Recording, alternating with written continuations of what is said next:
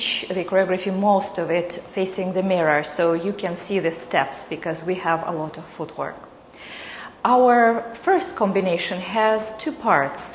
The very first element of it is the Hagala step, which sometimes called Arabic hip walk step. There are different names for this move. Let me very quickly break it down so that we're on the same page what it is. On one, the hip goes down and you make a step. So this is one.